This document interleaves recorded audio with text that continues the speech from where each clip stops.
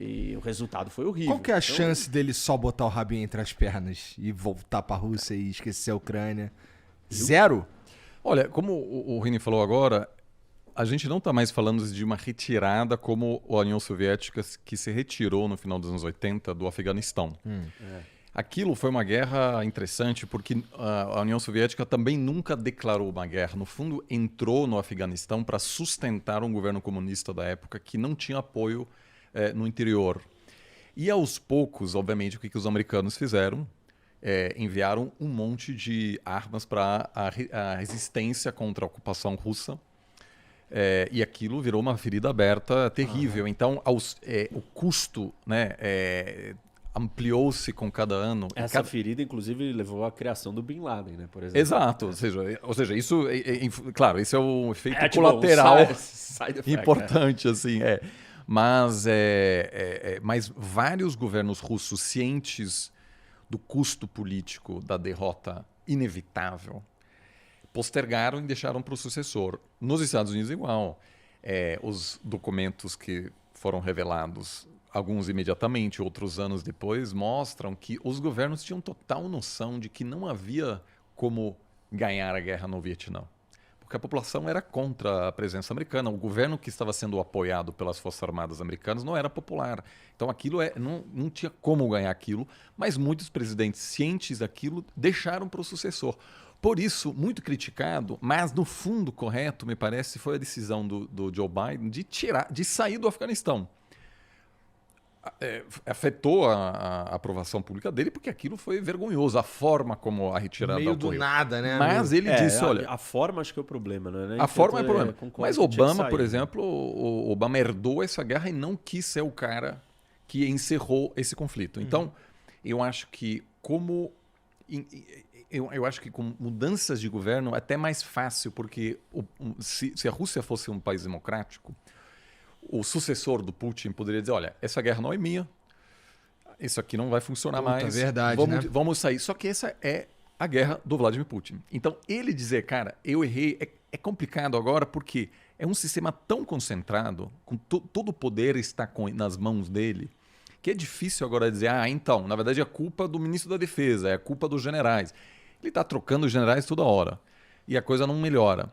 Isso, inclusive, é o maior risco agora do Xi Jinping, que essa semana, né, no 20º Congresso Nacional do Partido Comunista, concentra todo o poder nas mãos dele. Se qualquer coisa dá errada na China, é culpa dele. Ele vai para a terceira eleição, então, terceiro mandato.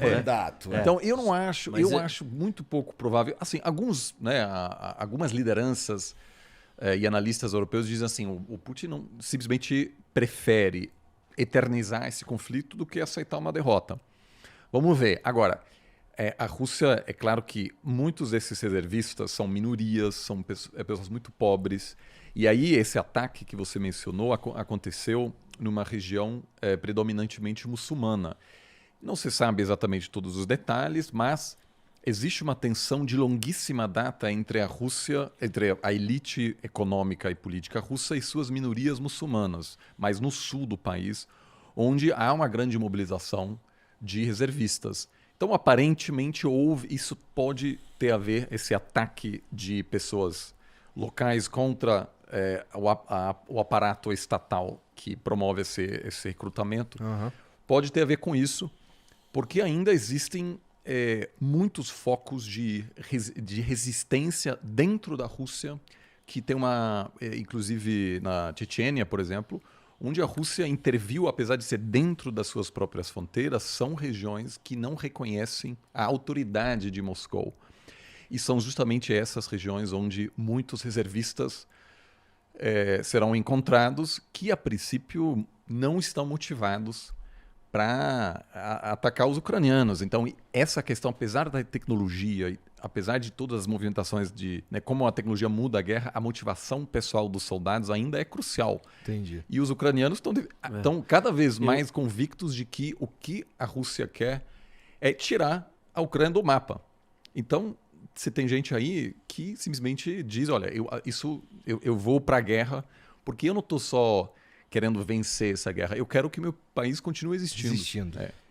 Assim, tem um elemento muito importante sobre a tomada de decisão do Putin, é que, por ele ser um ditador e ele governar e ter chegado no poder com uma mentalidade e ter vendido uma mentalidade, porque uma coisa que ele vendeu para os russos é, depois do fim da União Soviética, a Rússia, ela foi humilhada, foi derrotada. Não foi derrotada num campo de batalha, mas perdeu a Guerra Fria, encolheu, ficou ruim, ficou pequena.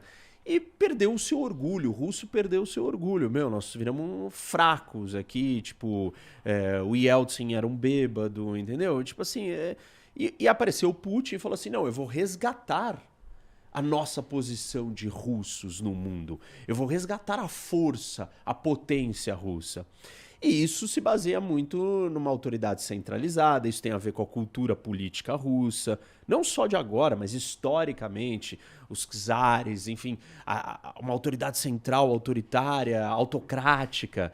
Então, ele incorporou esse papel. E para ele, perder ou aceitar uma derrota é simplesmente ele entregar de novo um fracasso, né? Um fracasso para a Rússia, porque ele diz que tem um inimigo externo, tem uma aliança militar do Ocidente cercando, que é a OTAN, cercando a Rússia, e como que ele está fazendo tudo isso e depois vai perder os inimigos cercando ele. Então para ele, tem um elemento que ele vai jogar no lixo, isso que ele está tentando construir, essa força dos russos, o elemento dele. Como é que ele chega no poder e toma todas as decisões e diz para a população que ele é um derrotado, que ele perdeu a guerra? Então ele é um líder fraco.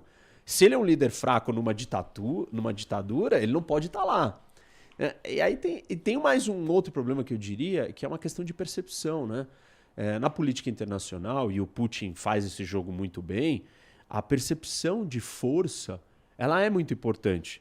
Por quê? Simplesmente nós não temos leis no mundo. Tem regra. Nas relações entre os países. Isso, a gente vive em anarquia. O mundo vive em anarquia. Ou seja, quando você está em anarquia, você não tem ninguém, você não liga para a polícia, vem me salvar aqui. Não tem polícia do mundo. Tecnicamente, legalmente é constituída. Então, você precisa ser forte, porque você só tem a si mesmo para se proteger. E o Putin, ele navega muito bem com essa lógica de percepção de força, de demonstração de força. Inclusive, quando a gente teve outras conversas aqui sobre ia ter guerra ou não, eu disse, antes de começar a guerra, eu falei, vai ter guerra. Porque era muito óbvio para mim que o Putin, quando ele mobiliza 200 mil soldados na fronteira de um outro país, ele não vai blefar.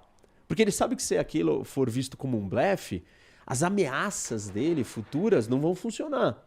E na política internacional, percepção, demonstração de força, capacidade de ameaçar e você ser levado a sério é extremamente importante num ambiente anárquico, que é cada um por si, salve-se quem puder. Então, para o Putin, assim, ele assumir um fracasso em todos os sentidos. Inclusive mostrar uma fraqueza gigantesca para o resto do mundo, a ponto de falarem assim, vamos espremer mais a Rússia. Vamos deixar eles numa situação ainda mais desconfortável. Então, assim, não tem saída. O que eu acho que aconteceu até agora e que a gente não fez, o Ocidente não fez e que eles deveriam fazer. Deveríamos incentivar a Ucrânia a ganhar a guerra. Isso não foi feito. Até o momento, tudo que aconteceu a Ucrânia não pode perder ou a Rússia não pode vencer. Mas nunca ninguém virou e falou assim, Ucrânia, vai lá e expulsa os russos até o final. Tira eles do seu território.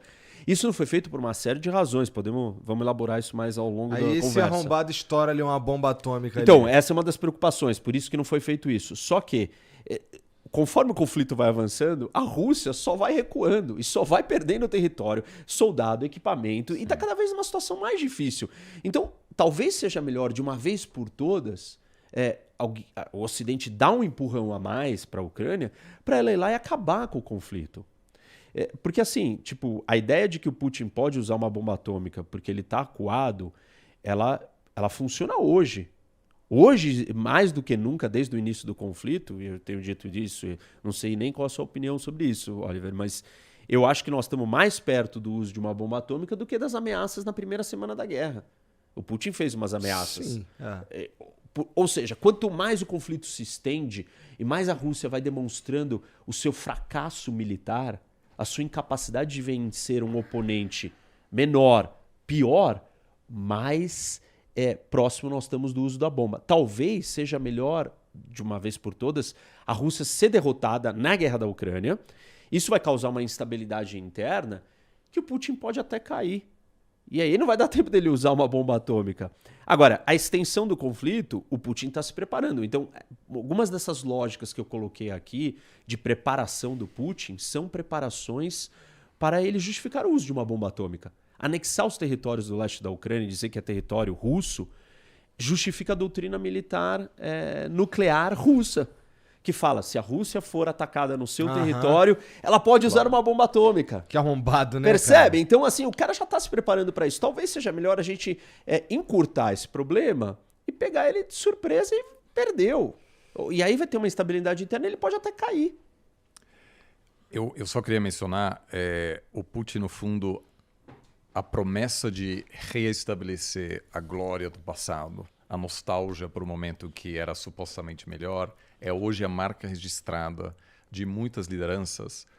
Muitas delas são populistas, nacionalistas, com algumas ambições autoritárias, que prometem desfazer algum momento de humilhação nacional.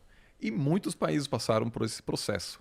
A gente vê hoje na Hungria, quando você vai na Hungria, muitos carros têm um adesivo de uma Hungria que é maior do que era hoje, porque a Hungria em algum momento perdeu parte do seu território, um tratado de paz, e aquilo hoje é questionado. Então, muitas pessoas dizem a Hungria precisa ver uma grande potência de novo.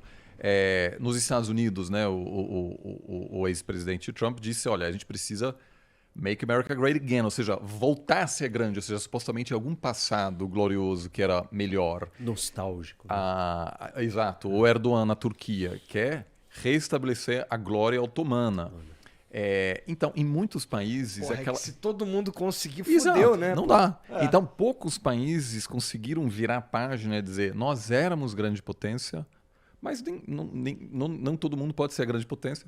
A Alemanha, por exemplo... É isso que eu ia dizer. Acho que a Alemanha é um bom exemplo disso. Né, teve ambições globais, regionais. Queria conquistar a Eurásia. Atacou todos, porque a Alemanha queria se situar como principal potência da Eurásia. E não há dúvida que se a Alemanha tivesse vencido a Rússia, a Inglaterra e a França, o próximo alvo era os Estados Unidos. Ou seja, completamente assim, um plano de dominação global, como muitas outras potências já tiveram. A Alemanha perdeu a guerra e conformou-se com uma nova realidade, que é que a Alemanha não tem mais ambições de ser uma grande potência. A Alemanha hoje é uma potência econômica, mas não possui voz como uma grande potência geopolítica. Né? A França e a Inglaterra são países com mais peso militar hoje e, a princípio, até hoje, pelo menos, não existe mais essa vontade de voltar para um... Então, assim, o Putin é muito bom nisso, porque é difícil para uma sociedade passar por um processo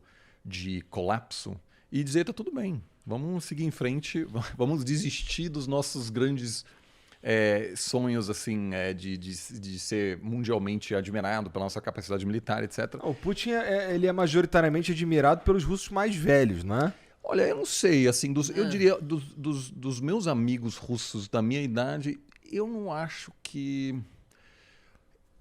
Eu não diria que eles, assim, são contra o Putin. Eu acho que não. Eu acho que não, assim. Mas só para dizer, assim, esse espírito de querer voltar a um passado glorioso, você tem muito na China, onde a China não se considera uma potência emergente, é uma potência reemergente que quer encerrar um período de humilhação, que inclusive a década das guerras do ópio até a fundação da China de hoje, na China é considerado como o século da humilhação. E a China quer voltar ao que era antes, que é a maior potência do mundo. O Japão, né? Poucas pessoas falam disso, mas rola quando você acompanha o debate público japonês, tem umas coisas que não houve uma aceitação de que o grande plano de expansão imperialista japonês fracassou e já era, vamos virar a página. Ou seja, ainda existe isso em muitos países e a gente só consegue manter a paz se essas sociedades todas conseguem, de alguma maneira ou outra, se conter, porque se todo mundo atua, né, e diz, olha, vamos querer aumentar nosso espaço de influência, aí você está tendo esse tipo de cenário agora que você tem na Rússia.